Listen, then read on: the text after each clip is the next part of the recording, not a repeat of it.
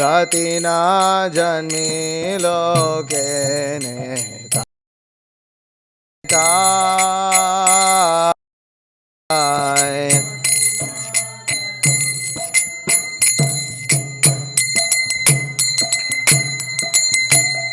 संसार भिषानले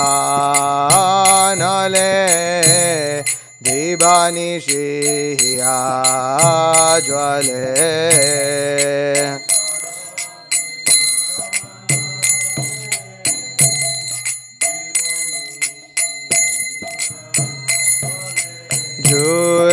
जुराईते ना खोइनो पाय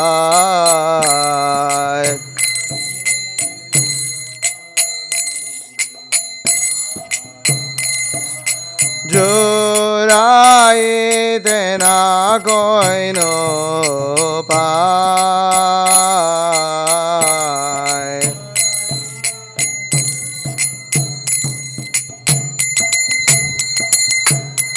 ब्रजेंद्र नंदन जय सची सुत होइलो से ब्रजेंद्र नंदन जय सची सुत होइलो से बालराम होइलो निताय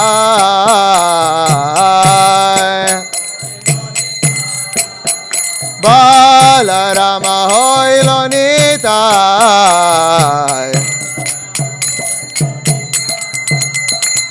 ब्रजेंद्र नंदन जय सची सुत होइलो से ब्रजेंद्र नंदन जय सची सुत होइलो से बालराम होइलो निताय बालराम होइलो निताय बालराम होइलो निताय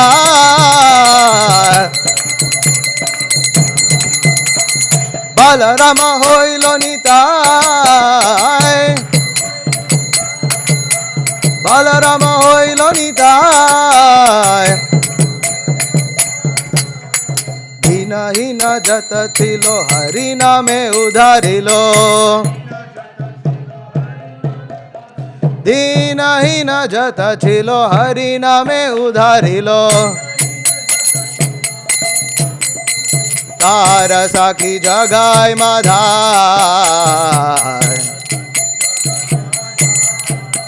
तार साखी जगाय माधाय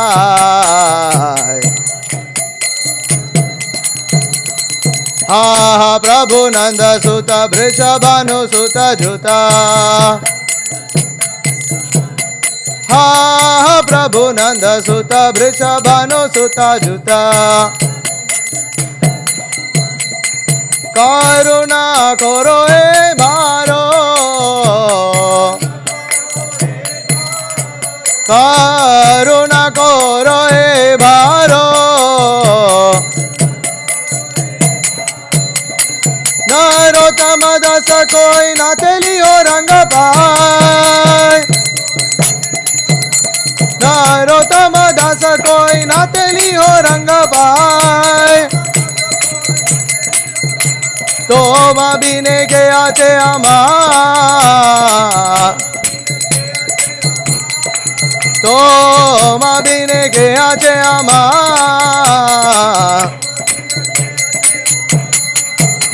ब्रजेंद्र नंदन जय सची सुत होइलो से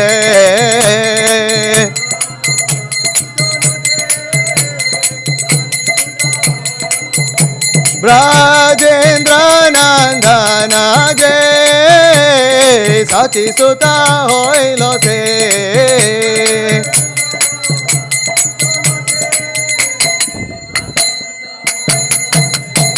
Balarama hoilo nitai,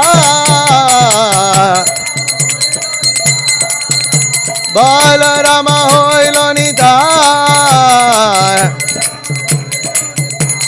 Jaya Prabhupada, Prabhupada, Prabhupada, Jaya Prabhupada.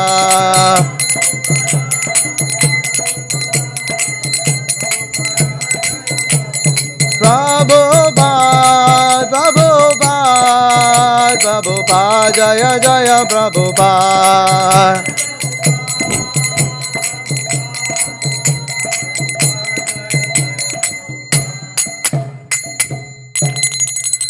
Shri Shri Balaram Nitai ki Jai, Shri Balarama Purnima ki Jai, Nitai Gaura Premanande, Hari Hari Bo. Jai Om Vishnupad Paramahamsa Parivrajaka Ashtotra Sutta Shri Srimad Abhay Charnaravinda Bhakti Vedanta Swami Srila Prabhupada ki Jai. Jai Om Vishnupad Paramahamsa Parivrajaka Ashtotra Sutta Shri Srimad Srila Bhakti Siddhanta Saraswati Thakur Goswami Prabhupada ki Jai. Ananta Koti Vaishnava Vrinda ki Jai. Srimad Bhagavatam ki Jai. Shri Balarama ki Jai. Shri Balarama Purnima Maha Mahotsav ki Jai. Gaura Premanande, Hari Hari Bo, all glories to the assembled devotees, Hare Krishna, all glories to the assembled devotees, Hare Krishna, all glories to the assembled devotees, Hare Krishna, all glories to Sri Guru and Sri Gauranga, all glories to Srila Prabhupada, Namo Vishnu Padaya Krishna Prishtaya Bhutale, Srimate Bhakti Vikasa Swaminiti Namane, Namo Om Vishnu Padaya Krishna Prishtaya Bhutale, Srimate Bhakti Vedanta Swaminiti Namane. Namaste Saraswate Deve Gauravani Pracharine Nirvishesha Shunyavadi Paschatya Deshatarine. Om Namo Bhagavate Vasudevaya. Om Namo Bhagavate Vasudevaya. Om Namo Bhagavate Vasudevaya.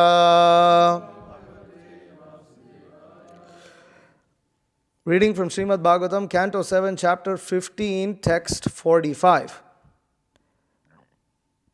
Yavat nrikaya ratham atmavasha upakalpam dhatte garishtha charana archanaya nishatam jnana asim achyuta balaha dadhat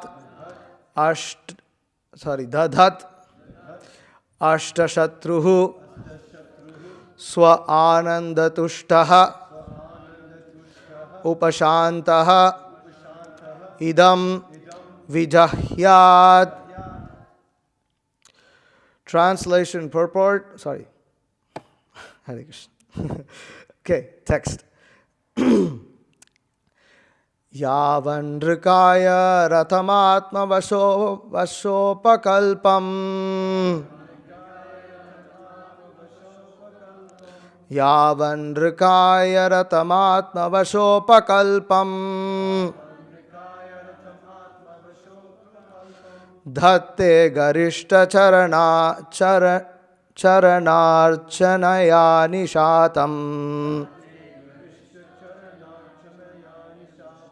Dhatte garishta charanarchanaya nishatam.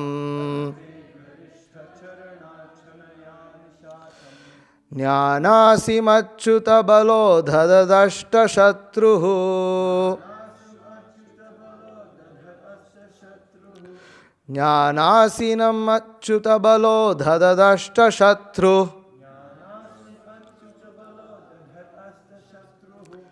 Swanandatushta upashanta idam vijahyat. Swanandatushta upashanta idam vijahyat.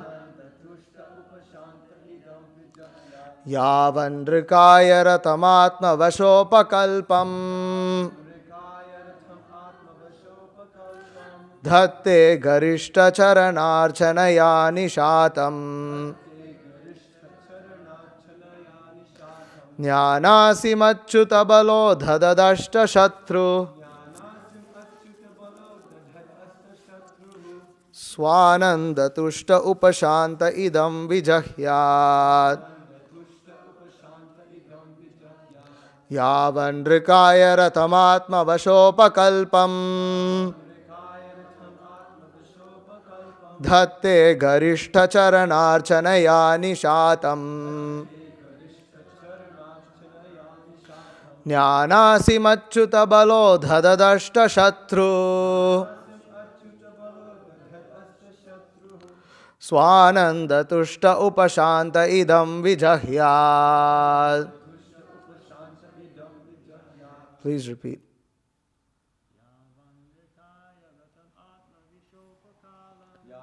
Andrikaya ratamatma vashopakalpam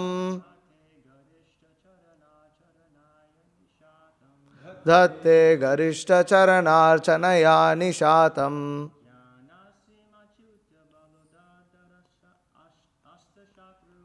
Jnanasinamachyutabalo dhadadashta shatru Swanandatushta upashanta idam vijahyat Yavandrikaya ratamatma vashopakalpam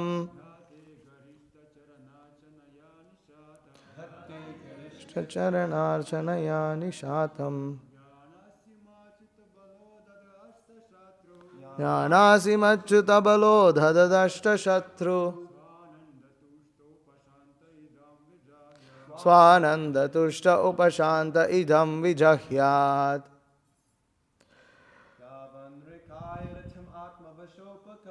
Yavandrikaya ratamatma vashopakalpam Dhatte garishta charanarchanaya nishatam Jnanasimachyutabalo dhadadashta shatru Swanandatushta upashanta idam vijahyat. Matajis. Yavandrikaya ratamatma vashopakalpam Dhatte garishta charanarchanaya nishatam Jnanasimachyutabalo dhadadashta shatru Swanandatushta upashanta idam vijahyat Yavandrikaya ratamatma vashopakalpam Dhatte garishta charanarchanaya nishatam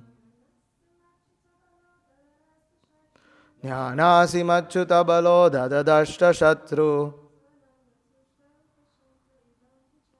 Swanandatushta upashanta idam vijahyat. Okay, word to word translations. Yavat, as long as. Rikaya, this human form of body. Ratham, considered to be a chariot. Atmavasha, dependent on one's own control. Upakalpam, in which there are many other subordinate parts. Dhatte, one possesses. Garishta charana, the lotus feet of the superiors, namely the spiritual master and his predecessors. Archanaya, by serving. Nishatam, sharpened. Jnana asim, the sword or weapon of knowledge. Achyuta balaha, by the transcendental strength of Krishna. Dhadat, holding. Ashtashatruhu, until the enemy is defeated. Swa anandatushtaha, being fully self-satisfied by transcendental bliss. Upashantaha, the consciousness being cleansed of all material contamination. Idam, this body. Vijahyat, one should give up. Translation purport by His Divine Grace A.C. Bhaktivedanta Swami Srila Prabhupada. As long as one has to accept a material body with its different parts and paraphernalia, which are not fully under one's control, one must have the lotus feet of his superiors, namely his spiritual master and the spiritual master's predecessors. By their mercy, one can sharpen the sword of knowledge, and with the power of the Supreme Personality of Godhead's mercy, one must then conquer the enemies mentioned above. In this way, the devotee should be able to merge into his own transcendental bliss, and then he may give up his body and resume his spiritual identity. Purport. In Bhagavad Gita 4.9, the Lord says, Janma karma cha me divyam evam yoveti tattvataha tyaktva deham punar janma naiti mameti so Arjuna. One who knows the transcendental nature of my appearance and activities does not, upon leaving the body, take his birth again in the material world, but attains my eternal abode, O Arjuna. This is the highest perfection of life, and the human body is meant for this purpose. It is said in Srimad Bhagavatam 11.20.17, Nirdehamadyam sulabham sudurlabham plabam sukalpam guru karnadharam mayanukulena nabhasvate ritam puman bhavabdhim nataretsa atmaha. This human form of body is a most valuable boat, and the spiritual master is the captain, Guru Karnadharam, to guide the boat in plying across the ocean of nescience. The instruction of Krishna is a favorable breeze. One must use all these facilities to cross over the ocean of nescience. Since the spiritual master is the captain, one must serve the spiritual master very sincerely, so that by his mercy one will be able to get the mercy of the Supreme Lord. A significant word here is Achyuta Balaha.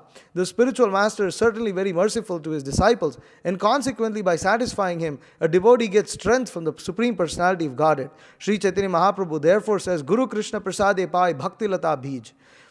One must first please the spiritual master, and then one automatically pleases Krishna and gets the strength with which to cross the ocean of nescience. If one seriously desires to return home back to Godhead, one must therefore become strong enough by pleasing the spiritual master, for thus one gets the weapon with which to conquer the enemy, and one also gets the grace of Krishna. Simply getting the weapon of jnana is insufficient. One must sharpen the weapon by serving the spiritual master and adhering to his instructions. Then the candidate will get the mercy of the Supreme Personality of Godhead. In general warfare, one must take help from his chariot and horses in order to conquer his enemy. And after conquering his enemies, he may give up the chariot and its paraphernalia. Similarly, as long as one has a human body, one should fully utilize it to obtain the highest perfection of life, namely going back home, back to Godhead. The perfection of knowledge is certainly to become transcendently situated Brahma Bhuta, as the Lord says in Bhagavad Gita 18.54, Brahma Bhuta prasannatma nasochati nakangshati samas sarveshu bhuteshu madbhaktim labate param.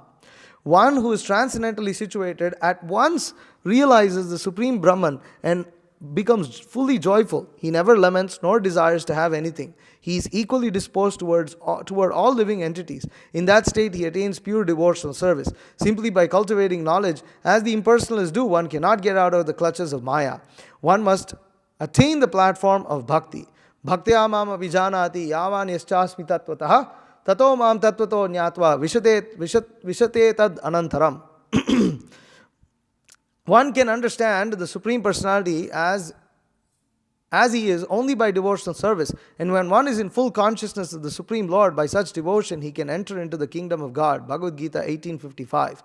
Unless one has attained the stage of devotional service in the mercy of the spiritual master and Krishna, there is a possibility that one may fall down and again accept a material body. Therefore, Krishna stresses in Bhagavad Gita 4.9, Janma karma cha me divyam evam yoveti tattvataha tyaktva deham punarjanma naiti mam eti so Arjuna. One who knows the transcendental nature of my appearance and activities does not, upon leaving the body, take his birth again in this material world, but attains my eternal abode, O Arjuna.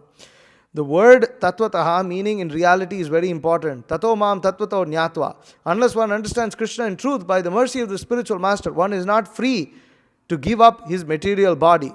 It is said, Aruhya krichrena param padam tata patantyado nadata yushmadangrayaha. Srimad Bhagavatam 10.2.32. If one neglects to serve the lotus feet of Krishna, one cannot become free from material clutches simply by knowledge. If one attains the stage of Brahma Padam, merging in Brahman, without bhakti, he is prone to fall down.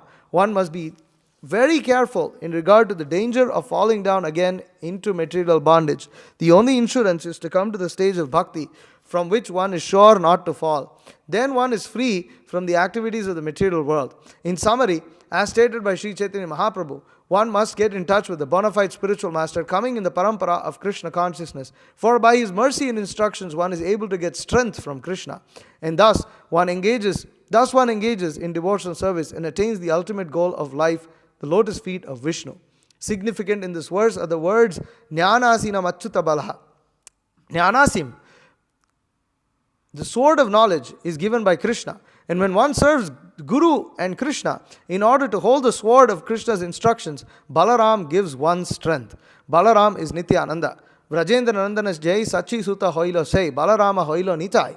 This Balaram, comes with Sri Chaitanya Mahaprabhu. And both of them are so merciful that in this age of Kali, one may very easily take shelter of their lotus feet. They come especially to deliver the fallen souls of this age. Papi Tapi Jata Chila Hari Nama Udharila. Their weapon is Sankirtan, Harinam. Thus one should accept the sword of knowledge from Krishna and be strong with the mercy of Balaram. We are therefore worshipping Krishna Balaram in Vrindavan. In the Mundaka Upanishad 3:2-4 it is said, Nayam Atma Balahinena Labhyo Nacha Pramada Tapaso Vapyalingat Ete Rupayair Yatate Yastu Vidwams Tasyaisha Atma Vishate Brahmadhama. One cannot attain the goal of life without the mercy of Balaram. Sri Narottam Das Thakur therefore says, Nitayar Karuna Hoibe, Braje Radha Krishna Paibe. When one receives the mercy of Balaram, Nityananda, one can attain the lotus feet of Radha and Krishna very easily. Se Sambandhan Ahi Yar, Brita Janma Gelatar, Vidya Kule Ki Kori Betar. If one has no connection with Nitai, Balaram, then even though one is a very learned scholar or jnani or has taken birth in a very respectable family, these assets will not help him. We must therefore conquer the enemies of Krishna consciousness with the strength received from Balaram. Om Ajnana Timirandasya Jnananjana Shalakaya Chakshurun Militam Yena Tasmai Shri Gurave Namaha Shri Chaitanya Manobhishtam Stapitam Yena Bhutale Swayam Rupa Kadamahyam Dadati Supadantikam Vandeham Shri Guru Shriyutav Padakamalam Shri Gurun Vaishnavamscha Shri Rupam Sagarjatam Sagana Raghunathan Vitam Tam Sachivam Sadhvaitam Savadhutam Parijana Sahitam Krishna Chaitanya Devam Shri Radha Krishna Padan Sahagana Lalita Shri Vishakhan Vitamscha. He Krishna Karuna Sindho Dina Bandho Jagatpate Gopesha Gopika Kanta Radha Kanta Namostate Tapta Kanchana Gaurangi Radhe Vrindavaneshwari Vrishabhanu Sute Devi Pranamami Hari Priye Vancha Kalpatarubhyascha Kripa Sindhu Bhevacha Patitanam Pavanebhyo Vaishnavebhyo Namo Namaha Jaya Shri Krishna Chaitanya Prabhu Nityananda Shri Advaita Gadadhara Shri Vasadi Gaura Bhakta Vrinda Hare Krishna Krishna Krishna Hare Hare Hare Rama Rama Rama Hare Hare Kritavan Khila Karmani Saharamena Keshava Atimartyani Bhagavan Guda Kapata Manushaha Vande Shri Krishna Chaitanya Nityanandau Sahoditau Gaudode Pushpavantau Chitro Sandau Tamaunadau Ajanu Lambita Bujau Kanakavadatau Sankirtanaika Pitarau Kamalayataksha Vishwambarau Dvijavarau Yugadharma Palau Vande Jagat Priyakarau Karunavatarau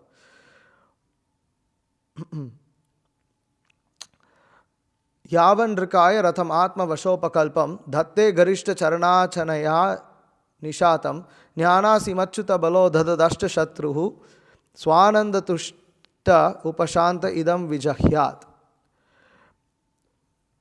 As long as one has to accept a material body with its different parts and paraphernalias which are not fully under one's control, one must have the lotus feet of his superiors, namely his spiritual master and the spiritual master's predecessors. By their mercy, one can sharpen the sword of knowledge, and with the power of the Supreme Personality of Godhead's mercy, one must then conquer the enemies mentioned above. In this way, the devotee should be able to merge into his own transcendental bliss, and then he may give up his body and resume his spiritual identity. So, before I begin, I wanted to mention something that I was reminded by looking at this Bhagavatam. So, when Bhakti Vikas Maharaj was here, he saw the Srimad Bhagavatam. He was sitting on the Vyasasana. Exactly, I don't remember, but he was here on this seat.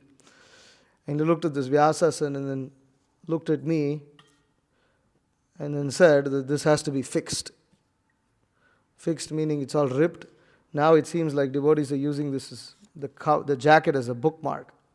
not a good idea. The jacket has to be fixed. So, it has to be taped together, made look a little better, and preferably, we have a nice jacket for the Srimad Bhagavatam that we are using. So, Matajis can get on this project. Make a nice jacket, or get a nice jacket, whatever, somehow. If you use your intelligence, Krishna will guide you. It's not a big thing. But yeah, get a nice jacket for the Bhagavatam so that, it looks, we are worshipping the Srimad Bhagavatam every day. And so it shouldn't look like this tattered and ripped out. I had forgotten about this and I was just reminded when he mentioned it, I think on the last day or something. Yeah, he didn't read from it, but it was on the desk, and then I think the last day he was just interacting with us and we moved it aside, and then I left to Europe, completely forgot. So, kindly do this. Okay, Hare Krishna. Okay, so this verse, it's actually a wonderful verse to analyze, and there are three factors that are mentioned here. There is the sword of knowledge, jnanasim, and then there is sharpening that sword of knowledge, and then there is the ability to carry that sword of knowledge, the strength that is required to carry the sword of knowledge. So, the verse begins by saying that as long as we have a material body, which is different parts, we have to have the lotus feet of the spiritual master and the spiritual master's predecessors. Why? Because the material body and its parts and paraphernalia are not fully under one's control. This is a very, very important point to understand. That we are born with a certain psychophysical nature. And having born with the psychophysical nature, there is not much that is in our control to change much of that nature. It's not fully under one's control. Some of it is a little bit under our control. Yes, we can move our hands and legs. If we are able to run fast, then you can run fast. If you want to run, if you have the ability to do so, and you desire, you can run. But if you don't have the ability to run fast, even if you want to run fast, you can't run fast. And this is specifically in regards to the mind, senses, the intelligence. This is not fully under our control. And we have to control the mind and senses, and we have to develop the intelligence so that we don't do activities in Krishna consciousness that are not favorable to our devotional advancement. So, when it's not fully under control, one needs the mercy of the spiritual master and the spiritual master's predecessors. The point here is that one may theoretically know, or even theoretically, you may have knowledge. We're not this body, devotional service is what we have to do. We should chant our rounds attentively every day. We should read the books. We should be enthusiastic. We know all these things. But the example that's given here is very nice. The knowledge is like the sword. And why is it the sword? Because it's meant to cut attachments. It's meant to sever the hridaya granthi, the knot of ignorance that is situated within the heart. That ignorance, which is what? Which comes with bodily identification. What's that verse? Hridaya granthi mahuhu. What is that verse? Pumsastriya mituni bhavametam tayoraho hridaya granthi mahuhu. That the attraction between the male and female, which comes because of misidentification with this body, that we identify ourselves with this body, therefore we become attracted to other bodies. We become attracted, and in one sense, you can understand this, that we become attracted to matter in general. You become attracted to matter in general. And with the idea that we are the enjoyer, we become attracted to mithuni, Pumsa striya, striya, we become attracted to striya. Striya refers to female, but stri also refers to the ability to expand. Expand what? Expand material enjoyment. And that means that when the spirit soul misidentifies himself as the enjoyer, forgetting Krishna, he desires to enjoy matter and dominate matter, which begins with being attracted to the opposite sex. And then what happens? You have the Hridaya Granthi. Tayo raho Hridaya Granthi mahuhu. The knot in the heart becomes very firm. And then, why? Because you have Ato Griha, you have house, you have children, you have relatives, you have a land of occupation or karma or birth, etc. So in this way, the living entity becomes bewildered. Okay, so to cut this, it's not possible to untie this knot of ignorance. It's, always devotees who have experience of getting stuck with the Brahmin thread. When it gets stuck beyond a certain point, it's hopeless. You just cannot do anything. It's finished. When you pull in one direction, it gets knotted in the other direction, or you pull in another way. It sometimes happens with our shika. Your shika gets tied up, and then when you pull it in one direction, it just gets knotted, and it's a big mess. So when you have the Gordian knot, as it's known, you cannot untie the Gordian knot. It's impossible. It's too complicated. And the funny thing about the Gordian of such a knot is that if you take a Brahmin thread, or you take a thread, and you try to make it complicated like that, you can't do it. Like, if you want to make a complicated knot, you can't do it as well as when it gets naturally complicated. This is the beauty of it, how it naturally gets so complicated. But if you actually try to do that, it's very difficult. So this knot, the only way is that you have to cut it, because that's the only, you just forget about it. When your shika gets tied beyond a certain, the only thing you have to do is just cut that knot. That's it, finished, because you can't untie it. Now, you have that knowledge, you have the sword of knowledge, but the sword is such a good example that those who, when you cut, for instance, with a knife, vegetables and things like that, eventually you'll understand that the knife becomes blunt. It doesn't become sharp. So similarly, we receive the sword of knowledge. We have this knowledge that we get by coming to Krishna consciousness. We read these books and everything, but the sword eventually becomes blunt, and it doesn't cut. It doesn't cut anymore. You have to put more effort, and it doesn't cut. So therefore, here the example is so nice that you have to have the spiritual master and the mercy of the spiritual master and his predecessors, because that's how you sharpen that sword. Because if you don't sharpen that sword, you're going to waste a lot of time.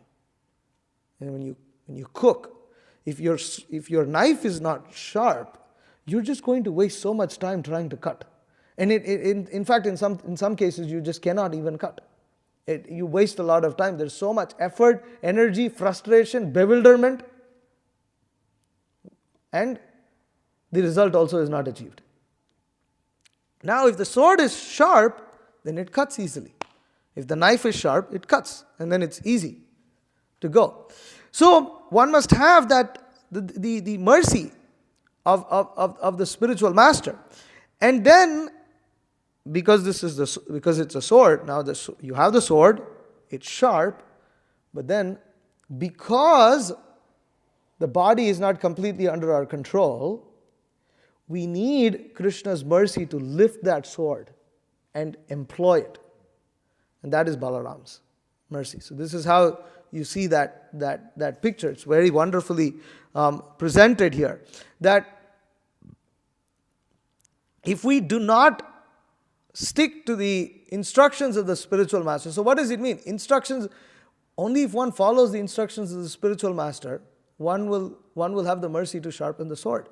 Otherwise, the sword is not going to get sharp. If you do not follow the spiritual master's instructions, then there is no point. And Prabhupada delineates that further. This is a big purport, so I'm not sure if I'm going to be able to find it. Okay, yeah. He says, Since the spiritual master is the captain, one must serve the spiritual master very sincerely, so that by his mercy one will be able to get the mercy of the Supreme Lord.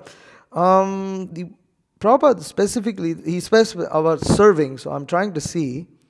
Okay, one must sharpen the weapon by serving the spiritual master and adhering to his instructions. Then the candidate will get the mercy of the Supreme Personality of Godhead. And so, the way to serve, the way to sharpen, is that you have to follow the instructions. If you do not follow the instructions, you're not going to be able to sharpen the sword. And if you don't sharpen the sword, eventually devotional service is going to become stale. As at least some of us, or myself at least, have experienced. That you know everything, but you don't have the ability to follow it anymore. Because one is your sword is not sharp. And when your sword is not sharp, it's like, it's actually harder to preach to devotees than it is to preach to non-devotees. Because to a devotee, what are you going to say? He knows everything. He knows everything and he's not enthusiastic. This is a very dangerous situation to be in. It's not a good position. You see, when someone comes new to Krishna consciousness, then it's something new to them, they're learning something, but they're enthusiastic. And they've just received that sword, and the sword is sharp because, when we come new to Krishna consciousness, things seem to work. That's why we practice Krishna consciousness. We wouldn't practice Krishna consciousness, we wouldn't take it up if it didn't work. And if you look at the initial days of Krishna, something worked, right? That's why we are here. Otherwise, why are we here? It was working. Well, why was it working? Because when the sword was received first, it was sharp. Because that's Krishna's mercy. Because, at that time, we don't even know who spiritual master is. So if we have to sharpen with serve spiritual master, we don't even know who the spiritual master is. How are we going to serve? But if the sword at the very beginning is not sharp, then we wouldn't even be able to sever some basic attachments for us to be able to practice Krishna consciousness. So Krishna is merciful. When he gives that sword, when we get that knowledge from the devotees in the form, when we come to Krishna consciousness, the sword is sharp initially and it works. Wow, chanting is nice, devotee association is nice, prasadam acts, we feel eager. But then,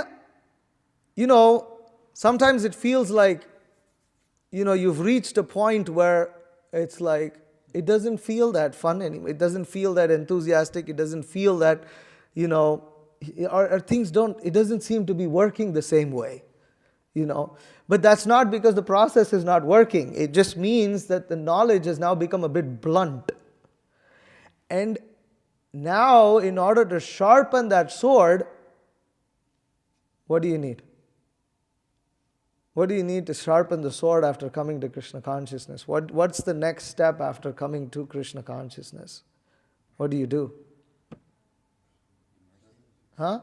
Okay, you need mercy, yes. But, okay, perform service. More. Huh? No. Yes. Can you define this in one word? No. Initiation, okay, but what is initiation? Surrender.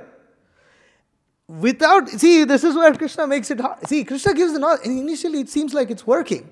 And in fact, it might seem like it's working so well that the devotee thinks, why the hell do I need to surrender? Why do I need spiritual master? I'm not going to do that. Look, I've got Bhagavad Gita, I've got this, I got that.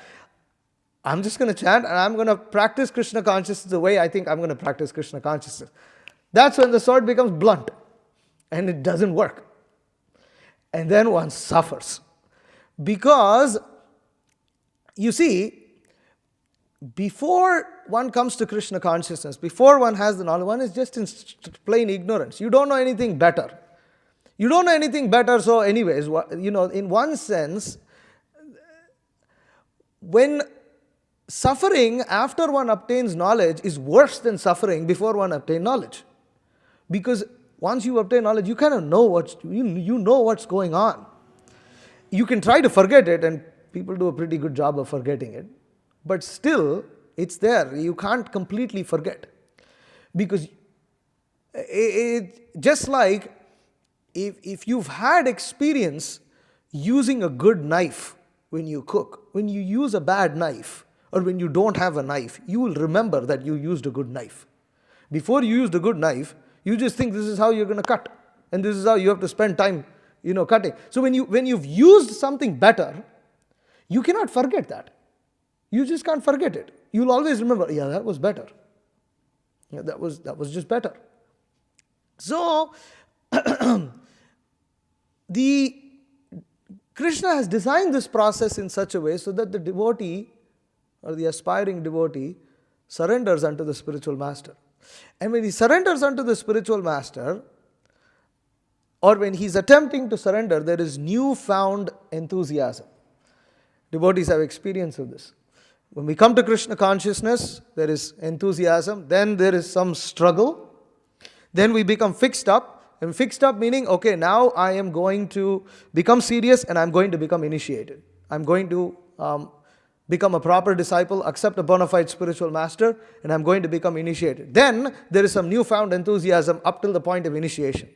He has to read, he has to get initiated, everything's, fired up, and everybody is like, yes, Prabhu, yes, Mataji, you have to get initiated, and it's going to be like, you're going to get a new name, and then there's like, yes, I'm following, I'm sincere, I've got to be serious, I'm reading, and yes, I do want the recommendation of those who are seniors, so I'm also very practicing Krishna consciousness nicely, so that I can get initiated.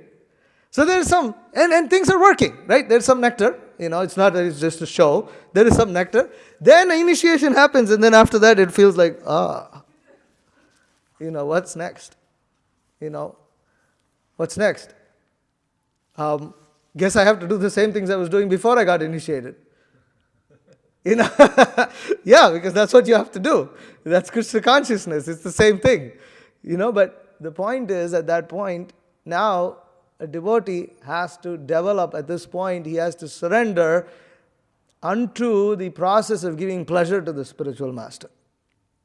That you have to please the spiritual master. And pleasing the spiritual master means to help him in his mission, help him in his service to his spiritual master, which is why it's mentioned over here, the predecessors. Why predecessors are mentioned? Because we have to understand that our spiritual master is serving his spiritual master. And likewise, they are all serving all the way up to the Supreme Personality of Godhead, Krishna himself. And it is our duty, having received initiation, having become their disciple, to show our gratitude by helping serve them. So there is following the spiritual master's instructions, which is chanting 16 rounds, following the 4 regulative principles. That's wonderful. That's for us. But then what does it mean to serve the spiritual master?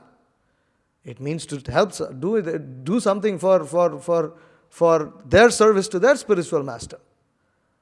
So this is now required. And if one doesn't do that, then now devotional service starts to feel stale again.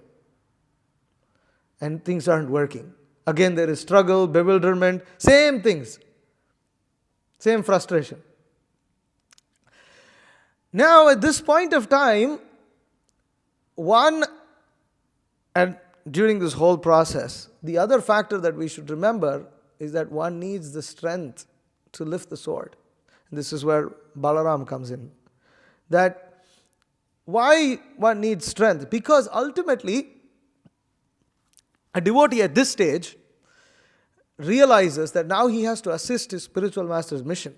And if he's a real devotee, he'll understand that he's got no qualification to do so. He has no ability to do so. How is he going to do it? The spiritual master's instructions, what spiritual master wants to done for the service of his spiritual master are all lofty goals. They're all lofty goals. They're difficult things to do. Distribute so many books, preach Krishna consciousness every town and village, distribute prasadam, defeat the atheists, defeat the Mayavadis, open farm communities, do cow protection, live simply, have established deity worship. So many things. I mean, this Mood and Mission book that will, Krishna willing, will be published this year. you'll see Srila Prabhupada's mission is so big, so vast, meant to engulf the whole world. And they're not easy activities to do. It's nothing when done consistently in Krishna consciousness is a walk in the park. That's why it's glorious. I'm just reminded of we met a devotee. I forgot his name though. Do you remember the head pujari at the manor? Do you remember his name? We had so many people, so many names. Anyways, this nice devotee, brahmachari. He's been the head pujari in the manor for 5 years. It's not an easy service to do. He has to juggle between 150 pujaris. So in one sense, that's opulence. They have a lot of pujaris, which most places don't. But still, it's not an easy service. You have to manage all these things, and you have to deal with all of this, and you're doing it for 5 years. It's not a joke. It may seem like he has all the facilities, there's no problem with Lakshmi, it's the manor, and there's plenty of pujaris, but there are challenges there. There are many challenges, and it's a very high standard of worship. They offer bhoga plates to even Srila Prabhupada every day, full plate of offerings, to Srila Prabhupada along with the deities. It's a very, high standard. The Mangal Arati sweet plate. You remember how many sweets he was saying? It was like, 4 burfis, 4 rasgullas, the sandesh, kheer, and this and that. This is just the Mangal Arati plate was like, at least, each plate had about 25 sweets on them. It was very opulent. But this is not easy to manage. It's not easy to do. And that consistency requires strength. Where are you going to get the strength from? Because when you look at spirit, when spiritual master gives this instruction, you have to do this. Prabhupada is giving these instructions, and because after initiation, it kind of like hits you like this is a lifelong process. This is a lifelong process. It's, you have to do, we have to be Krishna conscious lifelong, and we have to be engaged in the mission of the spiritual master lifelong. This is not easy. Why? Because, as it's said here, one's material body with its different parts and paraphernalia are not fully under one's control.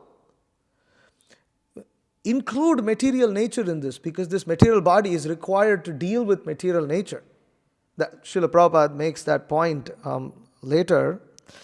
He says that in general warfare, one must take help from his chariot and horses in order to conquer his enemy. And after conquering his enemies, he may give up the chariot and its paraphernalia. Similarly, as long as one has the human body, one should fully use it to obtain the highest perfection of life, namely going back home, back to Godhead. So we have this human body.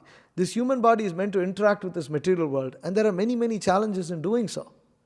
There are many, many challenges just like you have this chariot and horses. Now, this again, very nice example. The chariot gets worn down. The horses become old. And then you have more challenges to deal with. But you still have to fight. Because as long as you're in this material world, you have to fight. But the material world also is under the control of the Supreme Personality of Godhead. And therefore one prays. Because we are limited. Any devotee who is humble will understand that actually they are limited. They have no qualification. We have no strength. I have the sword. The sword is sharp because I am following the instructions of the spiritual master. But now to serve the spiritual master, I need to employ the sword. I need to have the strength to carry the sword so that I can fight on behalf of the spiritual master, for the mission of the spiritual master. But I have no strength.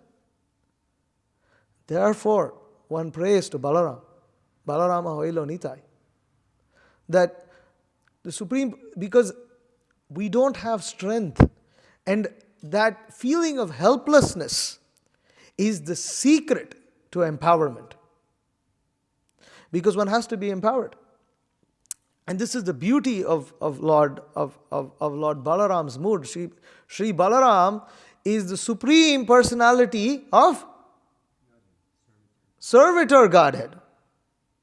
He is the Supreme Personality of Servitor Godhead. He knows how to serve the Supreme Lord. We're talking about service. There is following the instructions, which you have to do. I mean, yes, we require strength to follow the instructions, but you require more strength to serve. It's following strength to instructions is just to come to the platform of being a human being. Yes, we are animals, so we require strength for that also. But that strength is expected, and it is rather, I mean, it's even if you read Srila Prabhupada's instructions in this and that, Prabhupada says, this is basic. Like, come on, you should do this. If you don't even do this, you're not even a human being. You commit, you vow to follow 4 regulative principles, chant 16 times, you don't do it, you're not even a human being. So this is basic expected from those who are practicing Krishna consciousness. But to serve, to fulfill the orders of the spiritual master, to serve him, to assist him, because in one sense, who can execute the mission of the spiritual master perfectly? The spiritual master himself. He has the strength, he has the qualification, he has the abilities. But the spiritual master wants to expand service, and it is his mercy that he wants to engage us as his instruments. This is how the parampara spreads. This is how the bliss expands. But those who are sincere devotees, they understand that actually I don't have any strength. How do I have strength? Look at my spiritual master, how glorious he is. What am I in comparison to him? Not even a speck of dust. If I can become a speck of dust at his lotus feet, that's my perfection of life. How can I execute the order of this? Prabhupada felt like this when he came to America. He said, I don't have any capacity. How am I going to explain Srimad Bhagavatam to these conditioned living entities fully in the modes of passion and ignorance? I don't have strength. But spiritual master has the strength. Why? Because spiritual master is representative of Lord Balaram. You cannot really glorify Lord Balaram without bringing the aspect of the spiritual master in. Because Balarama is the Supreme Personality of Servitor Godhead, which means his duty. What does it mean when he serves? If he is the Supreme Personality of Servitor Godhead, he is serving Krishna. What does it mean when he is serving Krishna? What is he trying to do? What is Balaram doing when he is serving Krishna? What is he trying to do? Facilitating Krishna's enjoyment, meaning giving Krishna pleasure. This is Balaram's only focus. How can I give Krishna pleasure? And accordingly, see, Krishna is Supreme Personality of Godhead. Brajendra Nandan, Shyama Sundara Krishna in Vrindavan is busy and wants to enjoy with his residents of Vrindavan. But Krishna is unlimited. And because he is unlimited, Parasya Shaktir Vividhaiva Shruyate. Swabhaviki Jnana Bhala Kriyacha. That he has many energies. And among these energies, he has the living entities who are also, because he is unlimited in nature, they are also unlimited. Because they are unlimited, and because they are spiritual in nature, they also have minute independence in order to either serve Krishna or not serve Krishna, become envious of him. Now, Krishna in Vrindavan, he doesn't want to deal. He's busy. He's busy, running around with the cows. He's busy stealing butter. He's busy dancing with the gopis. And Balaram's duty is to facilitate this. So Balaram himself, Krishna himself expands himself as Balaram in this mood, and Balaram serves Krishna. It increases Krishna's bliss, because this is what Balaram does. And then Balaram also, because Krishna can be served in many ways. Krishna has many moods, and the living entities want to serve Krishna in different ways. So then there is serving in Aishwarya. So then Balaram expands the entire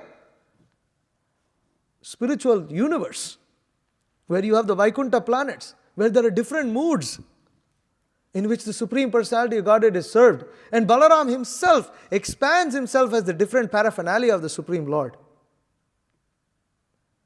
And perfectly accompanying him. Balaram, one of Balaram plenary expansions is Anantasesh. You see this, painting of, we don't have it here in the temple room, painting of Nrsimhadev, killing Hiranyakashipu. And you see Anantasesh, the back over there, creating a gory scene, spitting fire, enhancing that mood and facilitating that mood, giving pleasure to Krishna in every way, shape and form. All the paraphernalia assist the Supreme Lord when he wants to enjoy in a certain way. And this is Balaram. And same thing, that same Balaram, because it is Supreme Lord's desire that the conditioned living entities also be corrected, Lord Balaram expands himself. He expands himself as Shankarshan, and then Shankarshana expands himself as Karnodakasai Vishnu, the Mahavishnu lying on the causal ocean. Just a plenary expansion. But they are all serving Krishna. This is why even Mahavishnu wanted to have darshan of Krishna. Because this is the mood. Even Mahavishnu's mood, even same Krishna, is not different from Krishna, but it's a different mood. But the mood that Balaram carries this is prominent, serving, ultimately all serving Supreme Lord Krishna. And Nityananda Prabhu has the same mood. Nityananda Prabhu has the same mood. And you can see this actually, I was going to read some chapters of the Krishna book. So much to read actually, such nectar. And as we go over those pastimes, we can discuss how Balaram is exhibiting that mood. And Balaram exhibits mood of being Supreme Personality of God and being spiritual master, all of these. And being a perfect servant of the Supreme Lord. All of this in a wonderful manner. And that is Sri Balaram. And to understand that, it's so much nectar contained there in just understanding who Balaram is. But the point is that Sri Balaram, he is very expert in serving the Supreme Lord. He knows how to serve Krishna. And therefore, the devotees pray to Nityananda Prabhu, they pray to Balaram, so that they can obtain the strength to serve the spiritual master. Otherwise, we don't have capacity to serve the spiritual master. We don't have capacity. If we want to serve the spiritual master, we need strength. And that strength comes from Balaram. So this is, Prabhupada says, therefore we are worshipping. Let's go all the way to the bottom. This verse Prabhupada quotes from the Mundaka Upanishad after Nayam Atma Balahinena Labhyo. That, one cannot attain the goal of life without the mercy of Balaram. Balahinena Labhyo. Balahina, if you are without strength, Atma Bala means without spiritual strength, you cannot perform na pramada tapaso vapya lingat. So you cannot perform austerity, etc., etc., etc. So we have to, there's so much austerity that we have to undertake when we're trying to serve the spiritual master. I mean, this is a comparative analysis. If you just have to chant 16 rounds and follow 4 regulative principles, there is much less difficulty that you have to undertake. But if you want to serve the spiritual master, if you want to serve the mission of Srila Prabhupada, now there's more austerity. Now it's harder. And the more you want to serve the mission, the more harder it is. The more strength we require. But ultimately, this is what we're supposed to do when we go to the spiritual world. If you just want to exist as a materialistic devotee, yeah, you can do that. You can chant 16 rounds and kind of be a little, materialistic at the same time and just be there. You're not sinful. You are a devotee, but kanishta. I want to do that, we can do that. But if one becomes a little more sincere, one understands, if I need to go back home, back to Godhead, I need to serve. And if you go back home, back to Godhead, we're not going to drink pineapple juice there and on a beach or something. It's like, this is not the conception of heaven that the Christians like to think about. Or the Muslims, you go up there, you'll have 72 virgins. What? Is that 72? 70, 76, something. Some number of virgins. Or you have the Garden of, was it Garden of Eden? Yeah, it's filled with grapes so that they can drink wine. This is their conception of heaven. Or as Bhakti Vikas Maharaj sometimes quotes, some Christian, archbishop or someone in England said, what will you do, And when I go up there, I'll glorify God for 100 years. And then after that, I'll just enjoy or something like that. What did he say? Something like this. 100 years and then the rest of eternity I'll just enjoy. We are not going to go, you cannot go to Vaikuntha like this. You cannot go to the spiritual world like this. And therefore, here it is said in this verse, such a nice verse, right? It said that in this way, the devotee should be able to merge into his own transcendental bliss, and then he may give up his body and resume his spiritual identity. You cannot give up your body and resume your spiritual identity if you have not merged into transcendental bliss. But transcendental bliss, ananda, comes by serving. It doesn't come without serving. You have Sat Chit Ananda, your eternal knowledge. So we understand we're eternal. Okay, wonderful. You get knowledge, very good. But you won't get Ananda if you don't serve. That Ananda is the bhakti element, is devotional service. There is no Ananda without serving. And service comes when one develops a humble attitude. How are you going to serve if you're not humble? You cannot serve if you're not humble, otherwise you won't take the position of a servant. So we won't be able to serve if we don't become humble. So then, but then to serve, we need strength. Without that Ananda, to get that Ananda, you need Balaram's mercy. Therefore, it is, Prabhupada quotes that Nitayar Karuna Habe, Braje Radha Krishna Pabe. Yeah.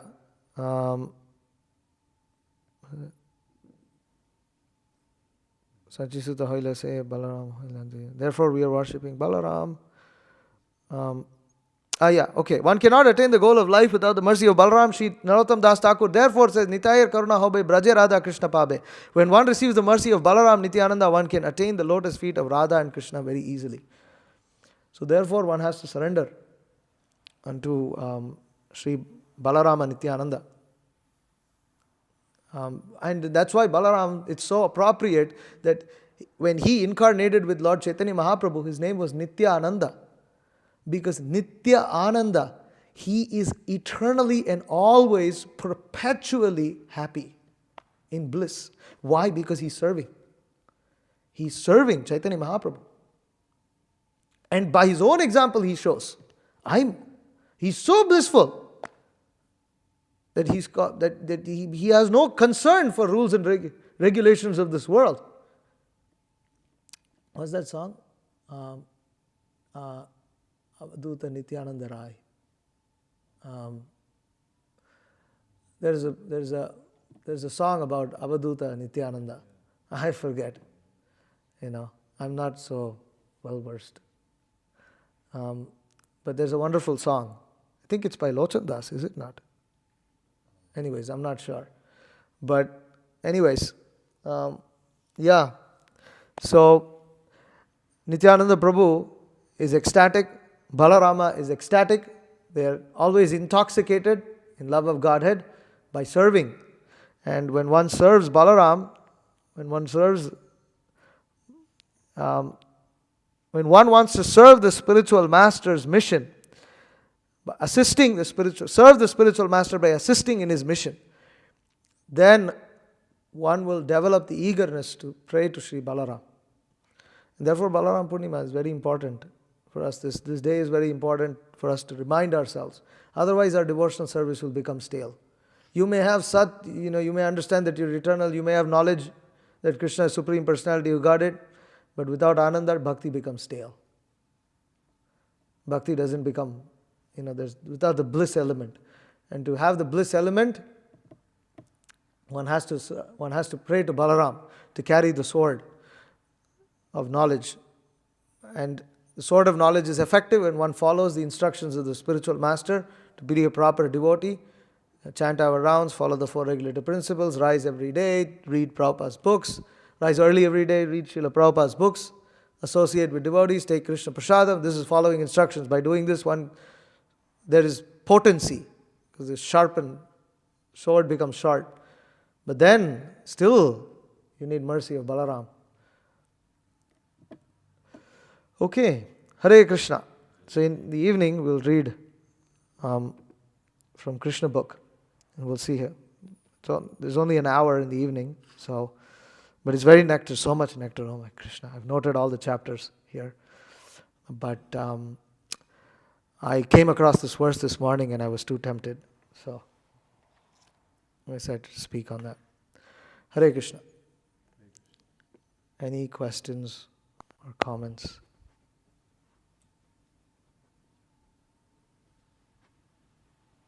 Yes, Prabhu. One also interesting point that is give good example with sharp knife, and when I apply for book distribution, same example, like you can go for book distribution and many hours, nobody don't want to take even one book, and you're thinking this is not possible. You completely fixed in this understanding. This is not possible. Like some different countries like Japan or South Korea, and many hours you're going, and you're thinking you're completely fixed in that understanding. This is not possible, and then you can try to remember. No, but few days ago I remember I went for book distribution and somebody took the books. Mm-hmm. My knife was sharp, but material energy is working like this. Like even you remember that knife was sharp, but at that moment you think no possible. Even another devotees can tell you, a knife will be sharp. No, that's a knife was sharp previously. Even another devotees they can tell you, and you read the books.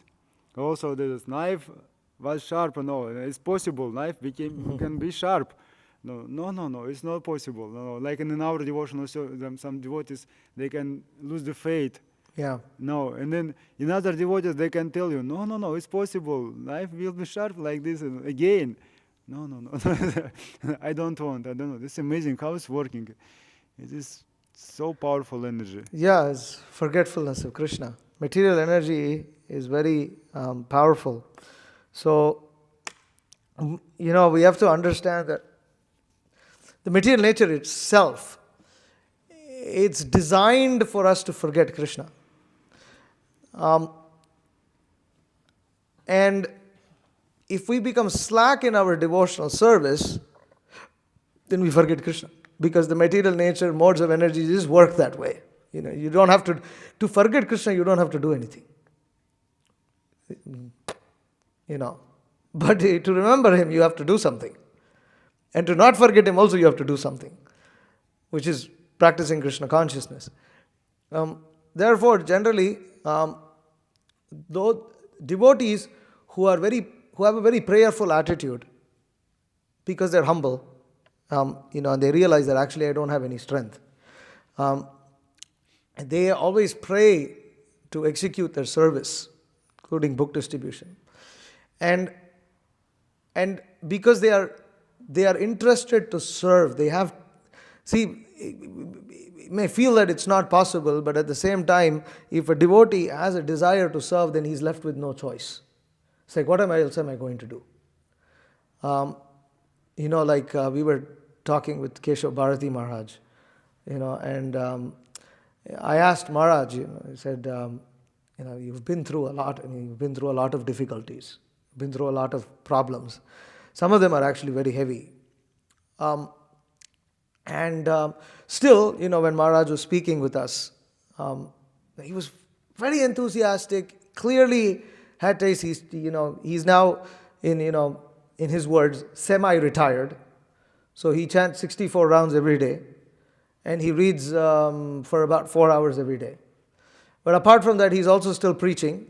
He's involved in trying to help the Brahmachari ashram in Soho Street grow, and is also hopeful that something like this will happen in Houston. Anyways, the point is that Maharaj was clearly exhibiting so much taste and enthusiasm, and not like this burned out, chewed out, spat out, grumpy, just really. Some devotees, it's just like it's like this life. There's no possibility of them getting any taste for Krishna consciousness anymore. It's gone. It's like, not like that. And he's been through some really heavy things. How are you able to maintain this? And Maharaj answered, he said, I've been practicing, but he said, at one point in time, I just realized, what else is there to do? So what else are we going to do in life? What else is there to do than to serve Guru and Krishna? Is there anything else that's worth doing? No. So even when we go out, when we're executing our service, we're going out there and distributing books and we're suffering. But what else are we going to do? What else are we going to do? Go to Disneyland? We went all over Europe, at least with my cousins. You didn't go and see the Eiffel Tower. You didn't go and see Big Ben. You didn't go and see this. And I was like, but there is no desire to go. We were so happy being in the association. There was more eagerness to just go to the temples, have darshan, visit Prabhupada's quarters, and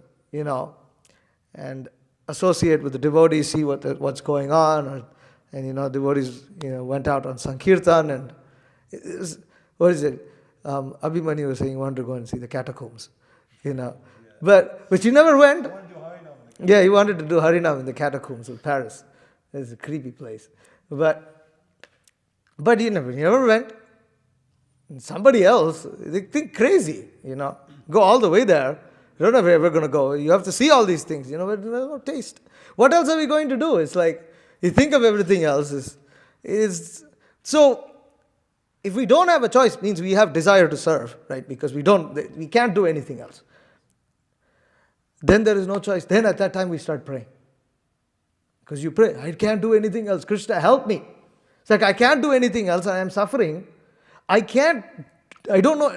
Apart from serving, there is no other choice. And I can't do anything else. Now, if you don't give me taste, if you don't give me some strength, you don't give me some taste, don't give me some ability to execute service, then what am I going to do? So that when a devotee prays like that, and personally, whatever I'm seeing of devotees who are fixed up, regularly doing their service, many of them, they have this attitude, there is a prayerful attitude where they're praying. And that keeps going. And then they get the nectar, they get the empowerment, and they're going. They don't feel like they're doing much, but actually they're doing huge. So huge. None of these devotees who are actually doing big admit that they're doing something big. Everywhere. Nobody said, yeah, that's pretty great. And this is amazing. I'm just... Anyway, so hopefully we'll have a session where we can speak about our experiences in Europe. The four of us, and can relate some things in each location or something, It's nectar we should share. We had so much nectar, huh? So much. Krishna gave us so much nectar. And actually, when you're doing this, everything properly, the taste is increased. Yeah. Anandam buddhi vardhanam, that's Sankirtan. Yes. It's there. If it's not increasing, something's wrong. Why does it increase? Sometimes you think, you do some service, and you think spiritual master is going to be happy. You go and report. Spiritual master, okay, double it, do more, do this, start that. And you're like, oh, come on. It's like, I already did so much. Like, can we get a break? Can we get a vacation? No. It's like, because it has to increase, Anandam Buddhi Vardhanam. And the only way it will increase is by service. Therefore, the service always has to increase. And therefore, the spiritual world is ever expanding. It's inconceivable. The nature of Krishna consciousness. Prabhupada also, Harishori Prabhu relates this. It's just like Prabhupada just never seems to run out of ideas of what to do, how to spread Krishna consciousness. Every year, with every passing year, there was some new idea, some new thing. You would never think, Prabhupada, isn't it enough? Like, are we doing a lot? No. Because it's Anandam Buddhi Vardhanam. Yes. Just a comment and a question. I was just reminded when we were at the manor, I was speaking with this leader. He was saying that he was pushing really hard, and the devotees came together and they managed to distribute 80,000 books for the marathon. Wow. And so he informed his spiritual master, thinking like it was, he was going to receive some sort of like pat on the head or something. And then his Guru Maharaj told him, "Why didn't you do 100,000?" Yeah. And this point you were making too about... The thing is, spiritual master tells these things to disciples who can handle it actually. That's also there. Because they're blessed by Balaram. Strength to handle these kind of things. It's not that actually spiritual master is disappointed. He's extremely pleased, but he's eager to expand the bliss. And it's different mood sometimes, and he's expressing. It's not that, I'm so ungrateful, but it's so, but only disciples who can handle that get that kind of mercy. It's mercy actually. Yeah. This point you're making about devotional service becoming stale and like the knife that you're using is blunt. When I went to culinary school for a short time, one of the things they emphasized and taught us was that the most dangerous thing in a kitchen is actually a dull knife. Oh, really? Yeah. Why? Because you can cut yourself with it? Yeah, like you're saying, if it's dull, it takes you so much. Because you're trying to longer put so much pressure and energy on, you and cut off a finger. and or then something. you end up cutting yourself. Yeah. Makes sense. Makes sense. Very good point. And I was thinking also this verse that is just here, you were saying Prabhupada quotes it often. Yeah, this one. Yeah. Nayam Atma Balahinena Labhyo. When we were visiting Keshav Bharati Maharaj made you go into his room and get that little notebook. Uh-huh. And this verse is quite similar to that one, the Nayam Atma Pravachanena Labhyo. Right. Pravachanena Labhyo is also there, yes. Yeah, but the way Maharaj explained that was so nice. He says, if you, not by becoming an expert orator or doing extensive reading, Maharaj was saying that Krishna will only reveal himself to one who he's pleased with. Yeah, pleased with, yeah. And I was just wondering, it's how do we, how do you please Krishna? That's like the whole goal of a devotee.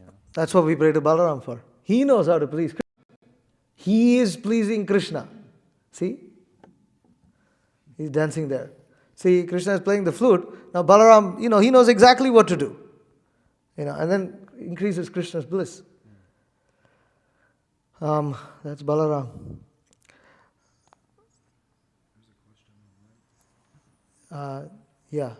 First in person, yeah. Yeah, this analogy of the sword of knowledge. In the 15th chapter, I think Krishna also mentions like this weapon of detachment. And is it that this sort of knowledge, knowledge precedes detachment, or does it simultaneously manifest? Like, do they simultaneously manifest together? Because like you were saying, you could have knowledge. Does knowledge precede detachment? Yes. Without knowledge, there is no detachment. What are you going to detach yourself from? Yeah, exactly. Without knowledge, it's monkey renunciation. Because it's immature. And it's done without proper understanding. Yeah. Anything from the Matajis? Yes.